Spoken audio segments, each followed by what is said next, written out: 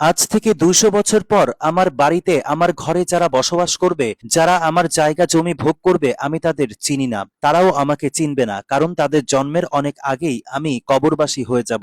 আর ততদিন মুছে যাবে আমার নাম নিশানা, কবরটাও নিশ্চিহ্ন হয়ে যাবে।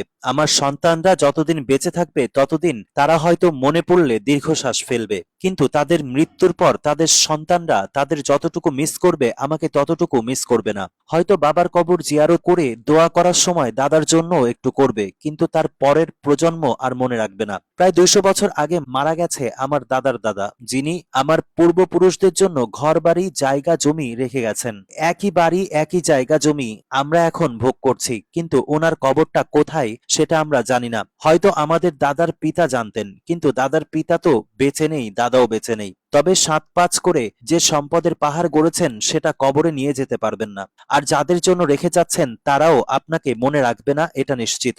অন্যের সম্পত্তি জবরদখল করে ভাবছেন আপনি জিতে গেছেন, সুদ ঘুষ কমিশন বাণিজ্য করে সম্পদের পাহাড় করে ভাবছেন আপনি জিতে গেছেন, তাহলে আপনি আস্ত একটা বোকা। এই শব্দটা ব্যবহার করার জন্য সরি, ক্ষমা করবেন। আমাদের সময় খুব কম, তাই এই সুদ ঘুষ দুর্নীতি ক্ষমতার অপব্যবহার সম্পত্তি নিয়ে বিবাদ ইত্যাদি কোনো লাভ নেই ভাইজান।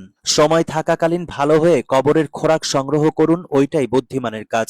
আসুন নিজেকে সৎ মানুষ হিসেবে তৈরি করি, পরকালের জন্য নিজেকে প্রস্তুত করি। নেক আমলই আপনার আমার জন্য প্রকৃত সম্পদ। আল্লাহ রাব্বুল আলামিন আমাদের সবাইকে ক্ষমা করে দিন, আমিন। শেয়ার দেয়ার অনুরোধ করছি, হাজারো ও মানুষের উপকার হোক, প্লিজ।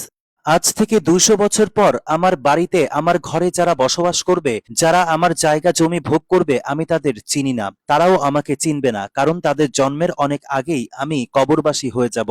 আর ততদিন মুছে যাবে আমার নাম নিশানা, কবরটাও নিশ্চিহ্ন হয়ে যাবে। আমার সন্তানরা যতদিন বেঁচে থাকবে ততদিন তারা হয়তো মনে পড়লে দীর্ঘশ্বাস ফেলবে, কিন্তু তাদের মৃত্যুর পর তাদের সন্তানরা তাদের যতটুকু মিস করবে আমাকে ততটুকু মিস করবে না। হয়তো বাবার কবর জিয়ারত করে দোয়া করার সময় দাদার জন্য একটু করবে, কিন্তু তার পরের প্রজন্ম আর মনে রাখবে না। প্রায় ২০০ বছর আগে মারা গেছে আমার দাদার দাদা, যিনি আমার পূর্বপুরুষদের জন্য ঘর বাড়ি জায়গা জমি রেখে গেছেন।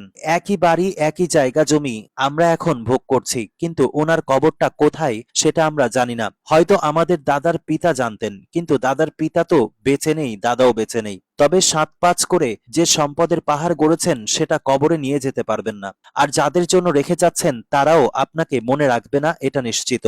অন্যের সম্পত্তি জবরদখল করে ভাবছেন আপনি জিতে গেছেন, সুদ ঘুষ কমিশন বাণিজ্য করে সম্পদের পাহাড় করে ভাবছেন আপনি জিতে গেছেন, তাহলে আপনি আস্ত একটা বোকা। এই শব্দটা ব্যবহার করার জন্য সরি, ক্ষমা করবেন। আমাদের সময় খুব কম, তাই এই সুদ ঘুষ দুর্নীতি ক্ষমতার অপব্যবহার সম্পত্তি নিয়ে বিবাদ ইত্যাদি কোনো লাভ নেই ভাইজান। সময় থাকাকালীন ভালো হয়ে কবরের খোরাক সংগ্রহ করুন, ওইটাই বুদ্ধিমানের কাজ। আসুন নিজেকে সৎ মানুষ হিসেবে তৈরি করি, পরকালের জন্য নিজেকে প্রস্তুত করি। নেক আমলই আপনার আমার জন্য প্রকৃত সম্পদ। আল্লাহ রাব্বুল আলামিন আমাদের সবাইকে ক্ষমা করে দিন, আমিন। শেয়ার দেয়ার অনুরোধ করছি, হাজারো ও মানুষের উপকার হোক, প্লিজ।